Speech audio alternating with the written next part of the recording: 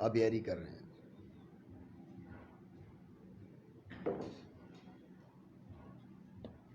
بہرحال جو بات میں کر رہا تھا کہ جو اسلاف سے بکثرت منقول ہے مروی ہے، اس کا انکار نہیں کیا جا سکتا، تو پھر انہوں نے کیسے کہا کہ لیس من اسباب المعرفت؟ تو اس کا شاعر رحمہ اللہ تعالیٰ نے جواب دیا، بات پہلے ہو چکی ہے۔ شاعر علیہ الرحمہ نے کیا کہا؟ اول تو عام خلق کے لیے نہیں ہے، سبب نہیں ہے، مطلب عام خلق کے لیے سبب نہیں ہے، سمجھے بات کو؟ تو اب جو ارباب کشف ہیں وہ کل کی وری اطلاع مر ہیں، انتہائی کم ہیں، ایک چیز۔ دوسرا، ایسا سبب جو دوسرے کے لیے حجت بننے کی صلاحیت رکھے، تو جو کشف ہے وہ دوسرے کے لیے حجت بننے کی صلاحیت نہیں رکھتا، الہام۔ سمجھے نہیں بات کو؟ مانا کریں۔ پھر ظاہر یہ کہ یہ ارادہ کیا مصنف رحمہ اللہ تعالیٰ نے کہ الہام نہیں ہے وہ سبب جس سے حاصل ہو علم عامت الخلق کے لیے اور صلاحیت رکھے غیر پر الزام کی، ورنہ کوئی شک نہیں کہ حاصل ہوتا ہے اس سے علم، اور تحقیق وارد ہے اس کے مطابق قول خبر میں، مثل آپ علیہ السلام کے فرمان گرامی کے مجھے رب نے الہام فرمایا۔ تو یہ اشارے پر اعتراض کیا گیا کہ اس حدیث کو یہاں پر ذکر کرنے کی کوئی وجہ نہیں ہے، اس لیے کہ رسول اللہ، یہ انبیاء کرام کے الہام کی تو بات ہی نہیں ہو رہی، اسی لیے تو انہوں نے المفسر وہاں پر ہم نے بات کی تھی، الہمانی ربی، یہ تو الہام نبی ہے، تو الہام نبی کی بات یہاں نہیں ہو رہی، الہام نبی مفید قطعیت ہے، سمجھے بات کو؟ اور محکی ہے کثیر سلف سے۔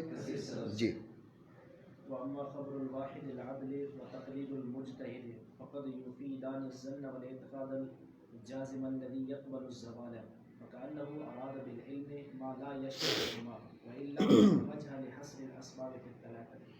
ایک اور اعتراض اس کا جواب دیتے ہیں شاعر رحمہ اللہ تعالیٰ۔ اعتراض یہ کہ خبر واحد بھی مفید یقین ہوتی ہے، خبر واحد جبکہ عادل کی خبر ہو، اس کے اندر اوصاف عدالت ہوں، اوصاف صدق، وہ کمال درجہ کے پہنچے ہوئے ہوں، تب اس کی خبر جو ہے نا وہ مفید یقین ہوتی ہے۔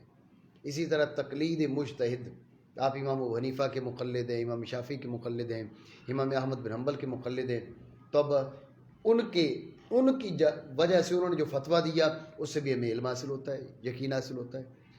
تو تقلید مجتہد بھی مفید علم ہے، خبر واحد عدل بھی مفید علم ہے، تو حصر تین میں باطل ہے۔ تو اس کے اشارے نے جواب دیا کہ ایسا نہیں ہے، یہ مفید علم نہیں ہے، خبر واحد عدل مفید ظن ہے، تقلید مجتہد یہ مفید تقلید مصیب ہے۔ ہماری گفتگو یقین میں چل رہی ہے اور کوئی بات نہیں، ٹھیک ہو گیا؟ مانا کرے بل خبر واحد عدل یعنی واحد عادل کی جو خبر ہے، اور مجتہد کی تقلید ہے تو افادہ کرتے ہیں ظن کا اور اعتقاد جازم کا جو قبول کرتا ہے زوال کو، لف و نشر مرتب ہے۔ ظن کا تعلق ہے خبر واحد عدل سے، اور اعتقاد جازم الذی یقبل الزوال اس کا تعلق ہے تقلید مجتہد سے، ٹھیک ہو گیا؟ تو گویا کہ ارادہ کیا مصنف نے علم سے اس چیز کا جو ان دونوں کو شامل نہیں، یعنی یقین۔ اگر یہ ارادہ نہ کرتے، علم کے معنی وہ کرتے جو مناطقہ کر رہے ہیں، تو پھر اب علم کو تین اسباب میں منحصر کرنے کی کوئی وجہ باقی نہ رہتی، جیسے علم بمعنی یقین ہوگا۔ شاعری یہ کہہ رہے ہیں بھائی یہاں سے یہ لگ رہا ہے کہ علم بمعنی یقین ہے، سمجھے نہیں؟ مانا کرے، ورنہ کوئی وجہ نہیں ہے اسباب کو تین میں محصور کرنے کی۔ توجہ ہے کہ فَكَأَنَّهُ أَرَادَ، اس لفظ پہ اعتراض ہے، علامہ خیالی علیہ الرحمہ نے بھی اعتراض کیا، بھائی اس کی کوئی وجہ نہیں کانو کہنے کی، پہلے خود بتا دیا بھائی علم سے کیا مراد ہے، جی؟ تو جب خود پہلے بتا دیا کہ علم سے کیا مراد ہے، علم سے علم یقینی مراد ہے، تو اب یہاں پر کاننا جو لفظ تشبیہ ذکر کیا ہے، اور یہ اس سے تو موجب یقین نہیں ہے، یہ سمجھے بات کو؟ تو کاننا کو یہاں پر لانے کی کوئی وجہ نہیں، سمجھے بات کو؟ یہ اعتراض ہے۔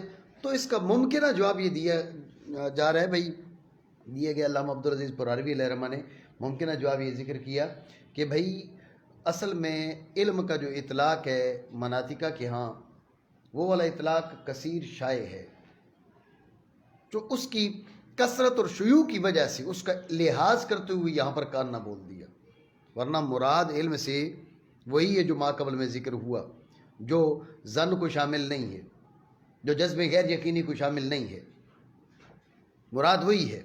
لیکن کان کہنا نہیں چاہیے تھا، لیکن چونکہ دوسرا اطلاق کثیر ہے اس لیے لفظ کاننا استعمال کر دیا۔ بات سمجھے جی؟ ٹھیک ہے۔